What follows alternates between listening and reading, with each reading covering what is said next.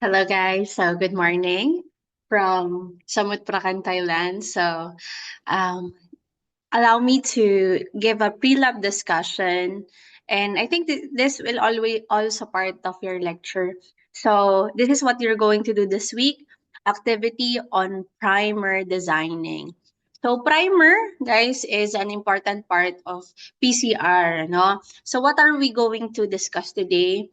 So to determine the appropriate forward and reverse primer sequences. So kung tatanungin kayo ilan ang primer sa master mix, it's two, no? We have a forward primer and a reverse primer. We will review it again kung ano yung mga terminologies. Characterize the primer based on its length, annealing temperature, melting temperature, and GC content. So, pag-aaralan natin lahat yan ngayon, no? So, we will discuss primer. And finally, I will tell you how we will perform the activity this week. All right. So, what is a PZR primer? No? So, primer is very important, especially in the annealing part of your PCR. No? So, pag denaturation, first step is denaturation.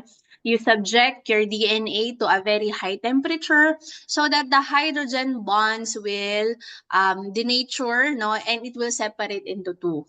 So upon separation, um, once the two strands are separated already, you need a primer. What's a primer? It's the bookmark, no? It will mark where your Taq polymerase will attach, no? Taq polymerase is the construction worker um, of your PCR reaction, no? Para pahabain niya, para doblihin niya strand, no? So, basically, sa first cycle ng PCR, parang magkadalawa ka ng strand. So, nagkahiwala yung dalawang strands and the primer will mark where you will start the construction of the new strands. Gets nyo ba ako? So, upon the construction of the new strand, so that's the part of elongation or extension, no? So, at the end of the first cycle of PCR, meron ka ng two strands, no? After the end of the third cycle of PCR, you already have four strands. So, primer, yan, is a very important actor in our PCR reaction. So, it will mark where you will start your PCR extension. Okay? So, primers are single-stranded DNA. No, single-stranded DNA. So they serve as your bookmark or starting point for DNA synthesis. DNA synthesis during replication. No, pag PCR, it's the starting point of your annealing and your extension. So it is essential to PCR specifically during annealing and providing a template for enzymes like Taq polymerase to extend, no?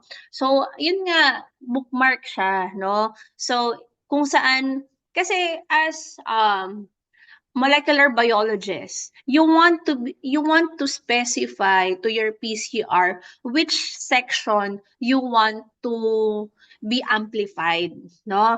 So, paano mangyayari yon? Paano mo ituturo sa PCR kung ano yung gusto mong i-amplify? It's the purpose is a primer, no? Sa RT-PCR naman ang tawag probe, no? So this sequences oligonucleotides or DNA single-stranded nucleotides, no? So importante sila in specifying which section you want to amplify, no? So, designing primer, guys, is an art. Yan, no? So, your forward primer, yan, forward primer binds to the three end of the template strand, no? So, this is your forward primer. And reverse primer binds to the strand at the three end and extend to the opposite direction, no? So these are your primers. Ito. So if this is your single-stranded template, no, naghiwalay na. Naghiwalay na yung DNA strand, no? The primer should attach to the template in the part of annealing. So ito, forward primer, paano siya gawin? Paano siya hanapin? So, the forward primer is in 5' to 3'. Yan. Tapos, mag-attach siya dapat sa 3' end. Okay. Yan na. Bantayan nyo. So, ang reverse primer should write the complement starting from this end. Yan. So, sila yung magka-partner. Yan. Sa taas, sa reverse. Sa baba naman, si forward primer. So, ito yung magiging step 1 siguro ng activity nyo is to how to make, yung pinaka-simple is making a primer is you simply just write the complementary strand of the bottom strand. So forward primer is the strand in the bottom strand of the double-stranded DNA or the antisense strand, no? So pag 3' to 5' na pag ganon, yan, pag yan. So, usually kasi 5' yung nauna, no? 5' to 3'. Yan. So, ganyan, ha? O, 5, dito sa 5', 3' strand nyo mahahanap yung reverse primer. Pero saan sila nag-a-attach muna? Sa 3' end. Okay? 3' end. Okay. So, yan ang step 1, ha? So, bottom strand or antisense strand, pag forward primer, yan. Dito is sense strand or the upper strand, yung 5' to 3' direction po, pag reverse primer, doon siya nag-a-attach. So, forward primer sa bottom strand. Ma'am, paano gawin po yung forward primer? Yan. So, simply do the complementary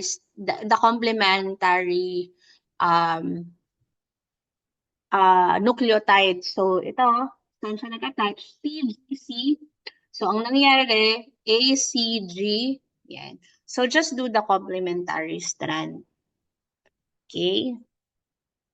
So, dito rin sa reverse primers, sa 3' and TTG. Yan. So, naging AAC. Okay? So, on the 3', so, ang pagsulat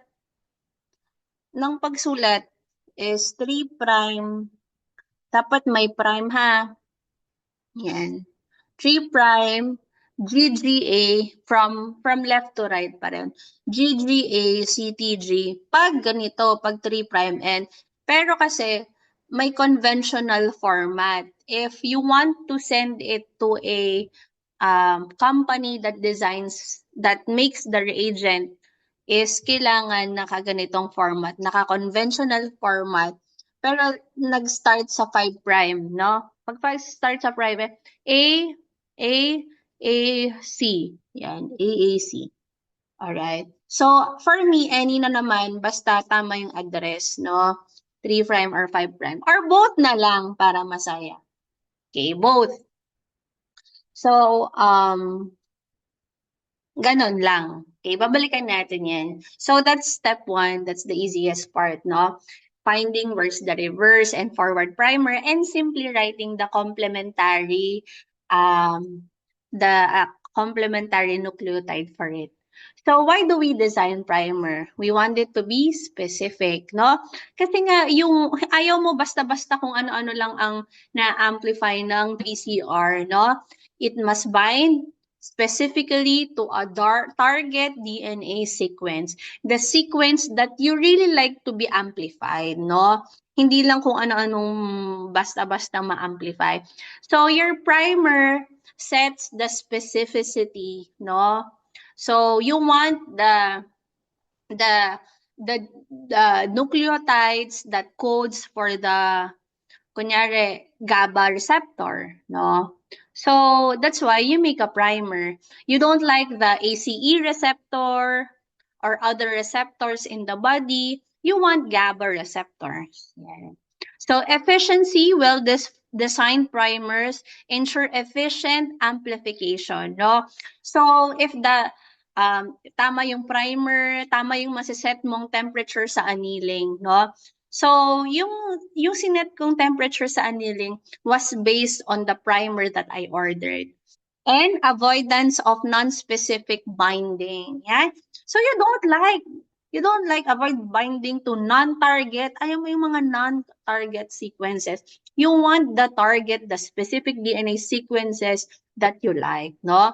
Which will reduce false positive or reduced efficiency. Yeah. So, gusto mo at the end of the PCR, ang tagal-tagal mong hinintay, mga 1 hour, no? Na may ma-amplify ka, and that's the target sequence that you really like, or that's your goal, no? So, avoidance of non-specific binding. Inefficiency on creating a forward and reverse primer. So, ganito dapat, letter A, no? So, yung number 3 and 4 are your reverse primers. Reverse and forward primers, no?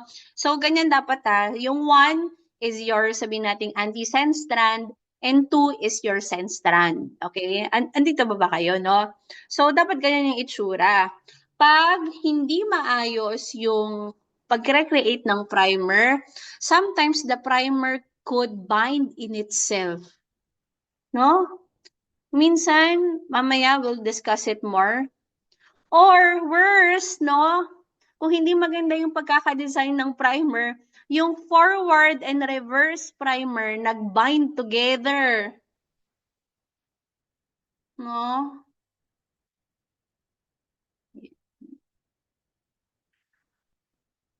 Ayun.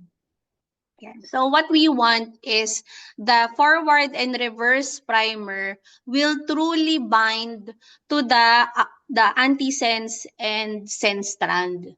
No, ayaw mong mag-bind yung primer sa sarili niya, ayaw mong mag-bind yung forward and reverse primer together. What you want is your primer will truly attach to the DNA sequence, no, or the template.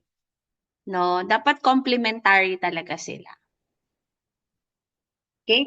So what are the things to consider in creating a primer design? So this is found in your activity. So 6 sa paper nyo, nalagyan ko ng 8. Alright. So first is the length of your primer, no? So what I want you to make in your primer design is you will make 20 nucleotides, no? So 20 na A, C, T, G, and so on, no? So 20, bibilangin nyo, no? It should be an average of 20. So the primer length should be about 18 to 24 base pairs. Ma'am, bakit yan yung specific number, no? Because if it's too short, no, non-specific annealing could happen, no? It could go to areas na may pagkahawig dun sa ginawa mo kasi masyadong maikli, no? It could amplify other sequences of the DNA sequence, no? Kasi kunyari, E. coli, no? Ang haba-haba ng DNA sequence ng E. coli. So kung masyadong maikli, baka may kahawig siya sa ibang sa ibang sequence that is found in E. coli, no? If it's too long, slower hybridization. Ma'am, what does hybridization mean? Kumbaga, it's the attachment of your primer to the template, no? Parang ganito, yan. So, yun ang gusto natin, yung primer mag-a-attach sa template, this one. So, pag masyadong mahaba, mas matagal siyang mag-attach, no? And too long for annealing time. So, it could slow down your PCR process. Ma'am, what now is annealing temperature, no? So, you need to specify your annealing temperature that it should be appropriate to your primer. So, this is the temperature where your primer will attach or hybridize into your template DNA. Ma'am, ano na ulit yung template DNA? This was your extracted DNA, no? So, yung in-extract nating DNA from the bacteria. So, you should use an annealing temperature about 5 degrees below the melting point of your primers, no? So, I bought the primers from an agent, no? And the agent specified what is the melting temperature. Actually, I could compute the melting temperature, no? So simply, the annealing temperature is melting temperature minus 5 degrees Celsius, no? So mamaya kung hinanap yan, sobrang dali lang i-compute ng annealing temperature. But you need to find first the melting temperature and we will discuss it in a while. So too low of an annealing temperature leads to non-specific binding. Pag masyadong mababa, so kunyari 50, no? So it's around 55. So yung melting temperature should be around 55 to 65. So kung 55 yung melting temp, sabihin natin yung annealing temperature is 50. Too low, around 45 degrees Celsius, non-specific binding could happen and non-specific PCR products could happen, no? And because, baka may ibang primer na nasali sa sa master mix nyo, no, it will also be activated. So too high of an annealing temperature prevents, pag masyadong mainit naman, it's not an optimal temperature for the primers, no? And actually, it might destroy your primers. So, ma'am, paano hanapin yung melting point temperature? Sobrang easy lang, no?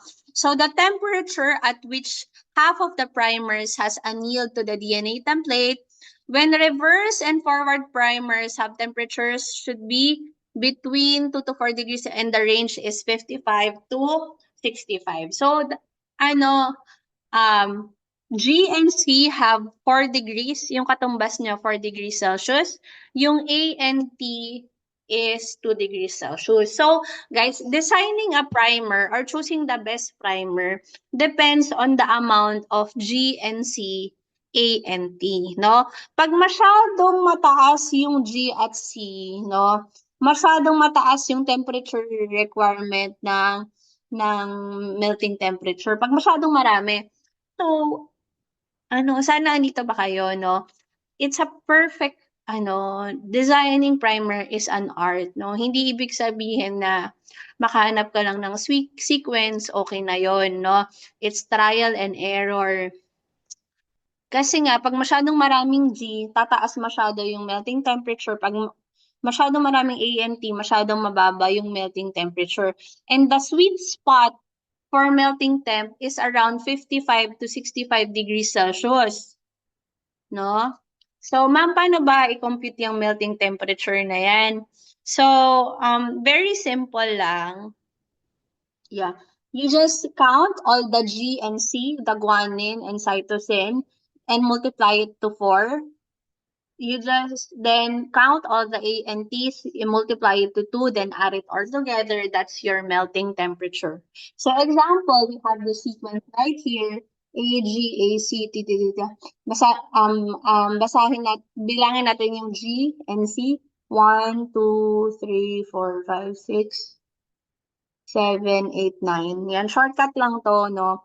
So 9 times 4, 36. Then yung A, and T, 1, 2, 3, 4, 5, 6, 7, 8, 9, 10, 11. 11, 1, 2, 3, 4, 5, 6, 7, 8, 9, 10. Yan. So 10 times 2, yan, 56 ang melting temperature.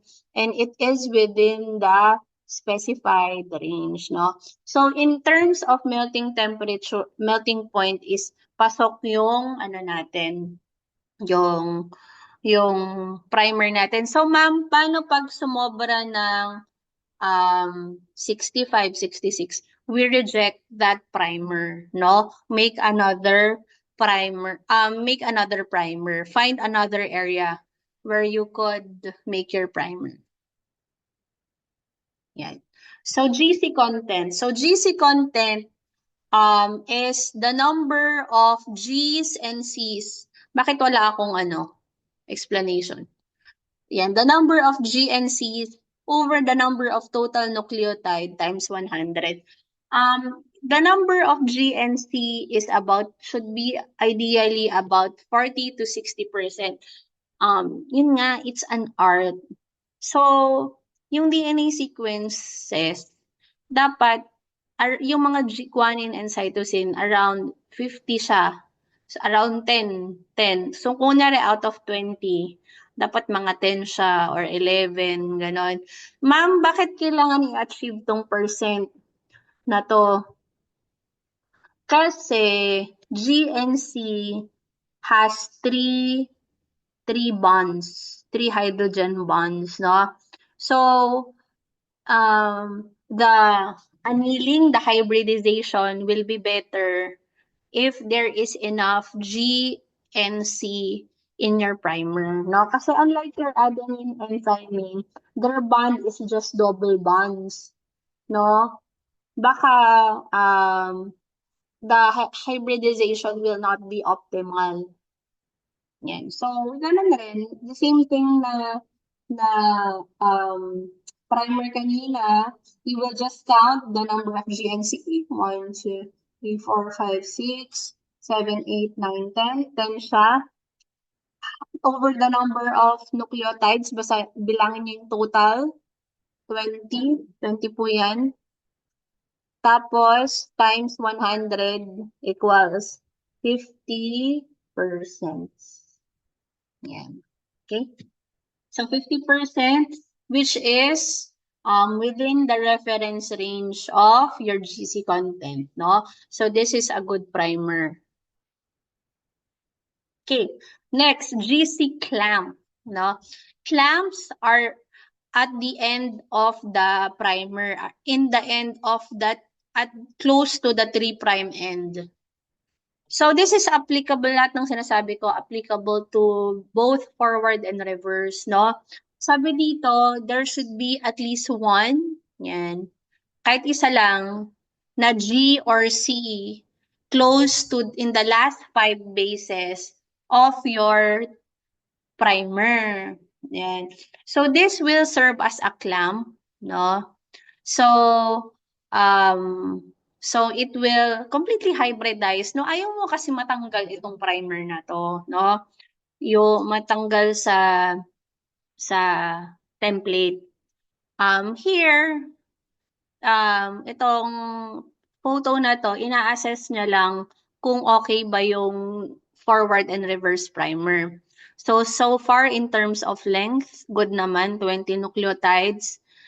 In the GC content, it's 50%. Bilangin nga natin, 1, 2, 3, 4, 5, 6, 7, 8, 9, 10. Yes, 1, 2, 3, 4, 5, 6, 7, 8, 9, 10. Okay, 50%. 1, 2, 3, 4, 9. 9 dito. Yan, 10. Yan. So, GC clamp, primers at the end in at least 2 G or C. Ito sobrang end naman, no? Ito, medyo OA na to. Yan, tatlo na yung ano niya. Tatlo na yung C sa dulo. 1, 2, 3. Ito rin tatlo, no? Some references say at least 1, at least 2. Yan. Ito naman 3. So, ano lang, preno lang sa GC clamp because too many GC at the end of the primer will increase the melting temperature. No? Kasi yun naman yung cons pag maraming guanine and cytosine sa primer mo. Tataas yung melting temperature, which is you don't like, no? Because the primer will not be optimal at very high temperature. Ganun. Tsaka makamasira yung ibang constituent ng master mix pag masyadong mataas yung annealing temperature. Ayun. So, you need a GC clamp. Yan. So, for GC clamp, so ito naman, mga examples pa. Ito, dalawa lang. Ito isa. Ito, dalawa. In the 3' end po, nakahanap ang GC clamp. For RT-PCR, no, we call it probes, yung mga primer doon, no? It should be around 35 to 60%, no? Why? Bakit kailangan yung GC content niya? Yan, to avoid false positive results, no? Probe should not contain G at the 5N as this would interfere with the fluorescent. Ooh, okay. Ito 5N naman sinasabi niya. Dapat daw, probe should not contain G at the 5N. No? No. Hindi to pwede sa probe, no? This could interfere with the fluorescence. Yan. So this is RT-PCR, what we're talking. And what else? Ito yung sinasabi ko, avoid secondary structure and primer dimers, no? Your reverse and forward primer should be non-homologous, no? Ibig sabihin, they should be different from one another or else they could form a cross dimer. Ibig sabihin, pwede silang mag-attach to one another. The hybridization between the forward and reverse primer, no? Because they are two homologous, no? Their structure is complementary to each other. Yun, ayaw mo mangyari yan. Kasi nga ka after PCR niyan. Kasi nag-anneal nag-hybridize yung primer sa isa't isa. Dapat ang mangyari, the primer should anneal or hybridize to the DNA template, not to each other. No? Mali yan. Poor primer designing yan. And what else? Hairpin formation. Hairpin, literal, no? What will happen? The primer will bind to itself, no? This is also called self-complementarity, no? So the primer is too homologous to itself, yan, nag-bind sa sarili niya, no? So meron tayo dito, the score must be less than 8, no? So there are there are primer designing tools which you can use to assess kung ano sila, kung self-complementary, no, may scoring, no? So, number 7 is use secure and high quality design tools, no? So, yan, as of now, yan, hindi pa natin gagawin to, no? Sa papel-papel muna tayo. Because if there is an available primer in the market, no, bilhin mo na lang. You don't need to design it. Ma'am, when will we truly design? If you will do a research, no, and it's not yet available. Last time I ordered, no, parang 20 pesos ata per nucleotide. Yan, parang 20 pesos or 5 pesos. Nakalimutan ko na. So, kunyari 20 nucleotides, no? So, 20 times, ano ko, 5 pesos lang per nucleotide. 20 times 5. So, 100 pesos isang forward primer. 200 pesos isang reverse primer. No? Parang gano'n. So, yan, parang nakaka-excite rin gumawa ng primer. Especially, no, if it's the primer is not so common. And, ma'am, how to choose a primer? Actually, researchers could also tell you, no, the best primer sequences. So, marami tayong software tools. Primer 3, Primer Blast, online resources. Your NCBI and primer design guides. Ito sa NIH, no? So, yan, you could visit the Primer Blast in NIH. It could be really complicated. Meron pa siyang exon. Ito yung mga non-coding, kung di ako nagkakamali. Yan. So, you will upload the longest DNA sequences. You could tell what is your forward primer. Yan. The parameters. Yan. Pwede ata siya na rin yung pipili. No? Kung sasabihin mo lang yung yung melting temp mo. Yan. So, as we end this discussion, di ba tayo tapos kasi sabihin ko pa kung paano nyo gagawin yung primer activity nyo. But yan, ito yung mga hinahanap natin, no? Sa ating primer design. Okay. So, steps involved in designing your primers. Define the target sequence. You will find Uh, DNA sequence is found in a gene bank, no? Maraming gene bank sa internet. Next time we will do an activity. I will let you find kung ano yung gene na, anong species yung ibibigay kong genes. Choose a primer software for designing. Set parameters, input parameters such as primer length, melting temperature, and GC content. Check for specificity using tools and optimize your primer, no? To make sure that it will not create secondary structures, no? So, ito yung gagawin nyo. So, I will give you six